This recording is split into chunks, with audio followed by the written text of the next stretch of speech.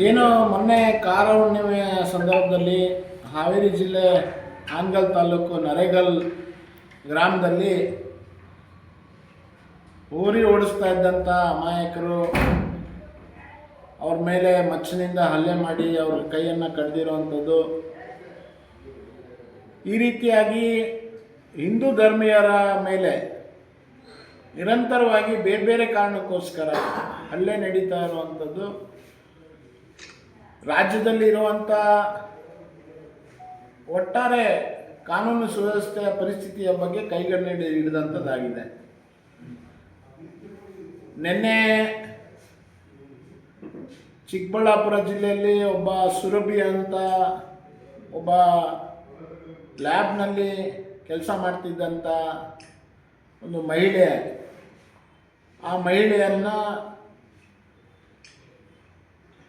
ಮಾದಕ ವಸ್ತುಗಳನ್ನು ಇಂಜೆಕ್ಷನ್ಗಳನ್ನು ನೀಡಿ ಭಾಳ ಒಂದು ರೀತಿ ಹಿಂಸಾತ್ಮಕವಾಗಿ ಆ ಮಹಿಳೆ ಕೊಲೆ ಮಾಡಿರುವಂಥದ್ದು ಕೂಡ ಮಾಧ್ಯಮಗಳಲ್ಲಿ ಬಂದಿದೆ. ಆ ಮಾಡಿರುವಂಥ ವ್ಯಕ್ತಿ ಅದರಲ್ಲಿ ಯಾರು ಆರೋಪಿ ಅಂತ ಬಂಧನ ಮಾಡಿದ್ದಾರೆ, ಆ ವ್ಯಕ್ತಿಯ ಹಿನ್ನೆಲೆಯನ್ನೆಲ್ಲ ನೋಡಿದಾಗ ಆ ವ್ಯಕ್ತಿ ಕೇರಳದಲ್ಲಿ ಆಗಲೇ ಮದುವೆಯಾಗಿ ಸಂಸಾರ ಮಾಡ್ತಾ ಇದ್ದಂಥವನು, ಬೆಂಗಳೂರಿನಲ್ಲಿ ಯಾವುದೋ ಟ್ಯಾಕ್ಸಿಯನ್ನು ಓಡಿಸ್ತಾ ಇದ್ದಂಥ ವ್ಯಕ್ತಿ ಈ ಥರ ಒಂದು ಅಮಾಯಕ ಹುಡುಗಿಯನ್ನು ಮಾದಕ ದ್ರವ್ಯಗಳ ವ್ಯಸನಿಯನ್ನಾಗಿ ಮಾಡಿ ಕೊನೆಗೆ ಆ ಮಹಿಳೆಯ ತಾಯಿಯನ್ನು ಕೂಡ, ಯುವತಿಯ ತಾಯಿಯನ್ನು ಕೂಡ ಕೊಲೆ ಮಾಡಬೇಕು ಅನ್ನುವಂಥದ್ದು ಉದ್ದೇಶಗಳಿತ್ತು ಅನ್ನುವಂಥದ್ದು ಕೂಡ ನಿನ್ನೆ ಇವತ್ತು ಬಂದಿರುವಂಥದ್ದು.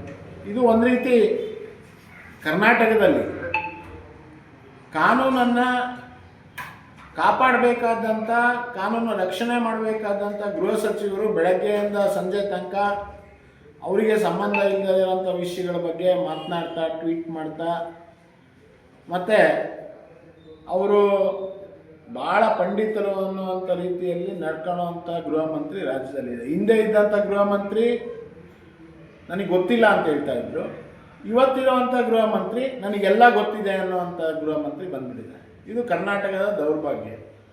ಒಂದು ಕಡೆ ನರೇಗಲ್ ಅನ್ನುವಂಥ ಘಟನೆಗಳು, ಇನ್ನೊಂದು ಕಡೆ ಲವ್ ಜಿಹಾದಿನ ಘಟನೆಗಳು. ಈ ಥರ ಎಲ್ಲಿ ಕಾನೂನನ್ನು ಕಾಪಾಡಬೇಕಾಗಿರುವಂಥ ಜವಾಬ್ದಾರಿಯುತ ಸರ್ಕಾರ ಇತ್ತು, ಆ ಸರ್ಕಾರ ಸಂಪೂರ್ಣವಾಗಿ ಎಲ್ಲವನ್ನು ಬಿಟ್ಟು ಇವತ್ತು ನ್ಯಾಯಕ್ಕೋಸ್ಕರ, ಸುರಕ್ಷತೆಗೋಸ್ಕರ ಜನ ಪರಿತಪಿಸುವಂಥ, ಪರದಾಡುವಂಥ ಪರಿಸ್ಥಿತಿ ರಾಜ್ಯದಲ್ಲಿ ನಿರ್ಮಾಣ ಆಗಿದೆ.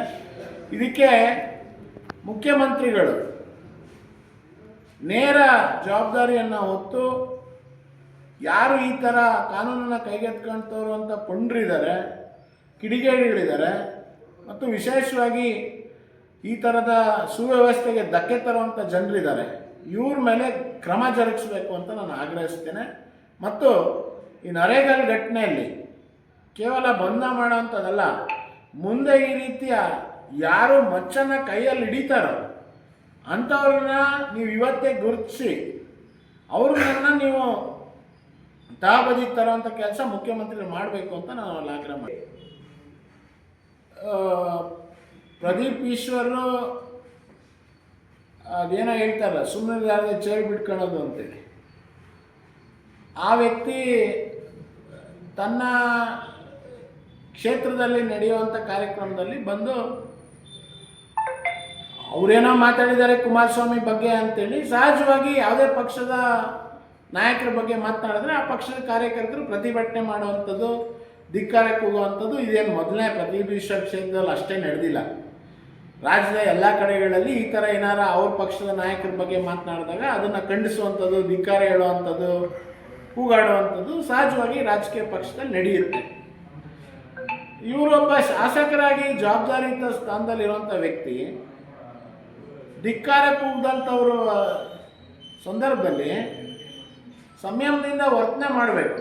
ಪ್ರಜಾಪ್ರಭುತ್ವದಲ್ಲಿ ನಾವೆಲ್ಲ ಇರುವಂಥದ್ದು ಚುನಾಯಿತ ಪ್ರತಿನಿಧಿಗಳಾಗಿ ಜೈಕಾರನೂ ಕೇಳಬೇಕು, ಜೈಕಾರ ಕೇಳಷ್ಟೇ ಒಂದು ಸಂಯಮದಿಂದ ಧಿಕ್ಕಾರ ಆಗಿದಾಗ ಧಿಕ್ಕಾರನೂ ಕೇಳೋವಂಥ ಮನಸ್ಥಿತಿ ಇರಬೇಕು. ಅದು ಬಿಟ್ಬಿಟ್ಟು ಅಲ್ಲಿ ಮೀಸೆ ತಿರುವಿ ತೋಳು ತಟ್ಟಿ ಮತ್ತು ನಾನು ಕುಮಾರಸ್ವಾಮಿ ಅವರೇ ಬಂದಿಲ್ಲಿ ನಿಂತ್ಕೊಂಡು ಮಾತಾಡಲಿ, ಇವ್ರ ಹತ್ರ ಯಾರ ಹತ್ರ ಮಾತಾಡೋ ಅಂತ ಕೇಳೋಂಥ ಅವಶ್ಯಕತೆ ಇಲ್ಲ ಅನ್ನೋಂಥ ಒಳ್ಳೆ ಇದು ಹೆಂಗೆ ಅಂತಂದರೆ, ಈ ಸಿನಿಮಾಗಳಲ್ಲಿ ತೋರಿಸೋಂಥ ರೀತಿಯಲ್ಲಿ ಇದೆಲ್ಲವೂ ಕೂಡ ಹಿಂದೆ ಬರೀ ಸಿನಿಮಾದಲ್ಲಿ ಈ ಥರದಲ್ಲಿ ನಾವು ನೋಡ್ತಾ ಇದ್ವಿ. ಶಾಸಕರಾದಂಥವ್ರು ಅಥವಾ ಚುನಾಯಿತ ಸ್ಥಾನದಲ್ಲಿರೋಂಥವ್ರು ಈ ಥರ ಮಾಡೋ ಅಂಥದ್ದನ್ನು. ಈ ಮನುಷ್ಯ ಈಗ ಅದನ್ನು ಏನಂತ ತಿಳ್ಕೊಂಡಿದ್ದಾನೋ ನನಗೆ ಗೊತ್ತಿಲ್ಲ, ಮಾಡಿದ್ದಾನೆ. ಹಾಗಾಗಿ ಅಲ್ಲಿಯ ಪರಿಸ್ಥಿತಿಗೆ ಆ ಥರ ಆಗಿದೆ. ಆಗಬಾರ್ದಿತ್ತು. ಶಾಸಕ ಅನ್ನುವಂಥವ್ನು ಯಾವುದೇ ಪಕ್ಷದಿಂದ ಗೆದ್ದಿದ್ರು ಕೂಡ ಆ ಶಾಸಕನಿಗೆ ತಂದೆ ಆದಂಥ ಗೌರವ ಸ್ಥಾನಮಾನಗಳಿರುತ್ತೆ. ಅಲ್ಲಿ ನಡೆದಿರೋವಂಥದ್ದು ಕೂಡ ಆತನ ಮೇಲೆ ಏನೋ ಇದನ್ನು ಮಾಡಿರೋವಂಥದ್ದು ಕೂಡ ಅಚಾತುರ್ಯ ನಡೆದಿದೆ. ಆದರೆ ಇವತ್ತು ಭಾಳ ಕೆಳಮಟ್ಟಕ್ಕೆ ಪ್ರದೀಪ್ ಈಶ್ವರು ಶಾಸಕ ಸ್ಥಾನವನ್ನು ಕೆಳಮಟ್ಟಕ್ಕೆ ತಗೊಂಡು ಹೋಗಿರೋವಂಥ ರೀತಿ ವರ್ತನೆ ಮಾಡಿ, ಇಲ್ಲಿ ದಾವಣಗೆರೆಯಲ್ಲಿ ಬಂದರು, ಇಲ್ಲೂ ವೆಹಿಕಲ್ ಮೇಲೆ ನಿಂತ್ಕೊಂಡು ಇಲ್ಲೂ ಇದನ್ನು ಮಾಡೋದು, ಅಲ್ಲಿ ಚಿಕ್ಕಬಳ್ಳಾಪುರ ಸ್ವಂತ ಕ್ಷೇತ್ರದಲ್ಲಿ ವೆಹಿಕಲ್ ಮೇಲೆ ನಿಲ್ಲೋವಂಥದ್ದು, ಕೈ ತಟ್ಟುವಂಥದ್ದು.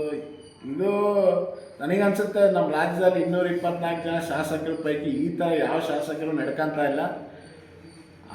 ಪ್ರದೀಪ್ ಈಶ್ವರ್ ಬೇರೆಯವರಿಗೆ ಟ್ಯೂಷನ್ ಕೊಡುವಂಥ ಹಿನ್ನೆಲೆಯಿಂದ ಬಂದಿರೋರು ಅಂತ ನಾನು ನೋಡಿದ್ದೇನೆ.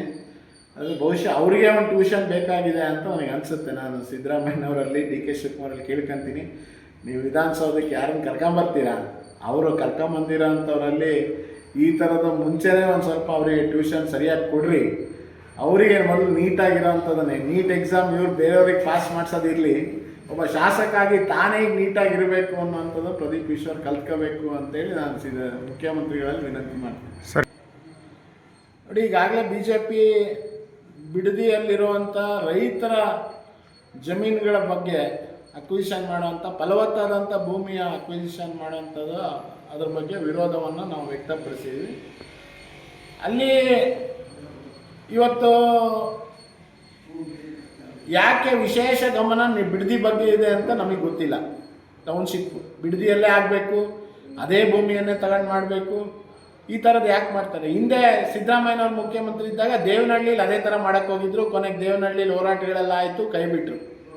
ಇವತ್ತು ಡಿ ಕೆ ಶಿವಕುಮಾರ್ ಅವರು ಬಿಡದಿ ಕಡೆಗೆ ಕಣ್ಣನ್ನು ಹಾಕಿರೋವಂಥದ್ದು. ಈಗ ರೈತರು ಮನಸ್ಪೂರ್ವಕವಾಗಿ ಒಪ್ಪಿಕೊಟ್ರೆ ಮಾಡಿರಿ, ನೀವು ಕೊಡ್ತಾರೆ ರೈತರು ಅಂತ ಅವರಿಂದ ಮುಚ್ಚಳಿಕೆ ಬರೆಸ್ಕೊಂಡು 80%ಗಿಂತ ಹೆಚ್ಚು ಜನ ರೈತರು ಕೊಟ್ಟಿದ್ದಾರೆ ಅನ್ನೋಂಥದ್ದು ಏನಾದ್ರು ಇದ್ದರೆ ಅದಕ್ಕೆ ಯಾರ ವಿರೋಧನೂ ಇರೋದಿಲ್ಲ. ಆದರೆ ನೀವು ಅಲ್ಲಿರುವಂಥ ಸರ್ಕಾರಿ ಭೂಮಿಯನ್ನು ಗಮನದಲ್ಲಿ ಇಟ್ಕೊಂಡು ಅದ್ರ ಸುತ್ತಮುತ್ತಲು ಇರುವಂಥ ರೈತರನ್ನ ಒಕ್ಲೆಪ್ಸಿ ಅವ್ರ ಭೂಮಿಯನ್ನು ವಾಪಸ್ ವಶಪಡ್ಕೊಳ್ಳೋಂಥದಕ್ಕೆ ಏನು ಮುಂದಾಗಿದ್ದೀರಾ, ಇದರಿಂದ ದುರುದ್ದೇಶ ಇದೆ. ಆ ದುರುದ್ದೇಶವನ್ನು ತಡಿಬೇಕು ಅಂತಲೇ ಇವತ್ತು BJP ಮತ್ತು JDS ಎರಡೂ ಕೂಡ ಪ್ರಯತ್ನ ಮಾಡ್ತಾ ಇದೆ.